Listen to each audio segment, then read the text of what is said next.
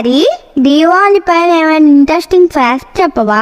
Okay Harish, భారతదేశంలో స్వాతంత్రం వచ్చాక దీపావళిని మొదటిసారిగా నవంబర్ 12, 1947 జరుపుకున్నారు. కానీ దీపావళి మొదలుపెట్టింది ఇప్పుడు కాదు, దాదాపు 2500 సంవత్సరములుగా ఈ దీపావళిని జరుపుకుంటారు. దీపావళి పండుగ హిందువుల ప్రధాన పండుగ అయినప్పటికీ ఈ దీపావళి మాత్రం హిందువులు మాత్రమే కాదు, సిక్కులు, జైనులు మరియు బౌద్ధులు కూడా ఈ పండుగ జరుపుకుంటారు. అయితే దీపావళి జరుపుకోవడానికి ఒక్కొక్కరికి ఒక్కొక్క కథనం ఉన్నప్పటికీ అందరి కథలోని మూలార్థం మాత్రం ఒకటే, చెడు పైన మంచి గెలుపు. ఈ దీపావళికి మనం కాలుస్తామే టపాసులు, అందులో 90% టపాసులు శివకాశి అనే పట్టణంలో తయారవుతాయి. అన్ని టపాకాయలు ఒకే ప్లేస్ లో తయారు చేస్తారా డాడీ? అవును హరీష్, అంతేకాదు హరీష్, ఈ దీపావళికి ఒక గిన్నీస్ బుక్ రికార్డు కూడా ఉంది తెలుసా? ఈ ఇయర్ 2024 ప్రతి సంవత్సరం వాళ్ళ రికార్డులు వాళ్లే బ్రేక్ చేస్తూ 2.51 మిలియన్ మట్టి దీపాలను సరయూ నది ఒడ్డున వెలిగించి అయోధ్యలో కొత్త రికార్డులను క్రియేట్ చేశారు. మీరు ఎవరు? సీతా ఆరు ఫాస్ట్ ఛానల్ నచ్చితే సబ్స్క్రైబ్ చేసుకోండి. Thank you.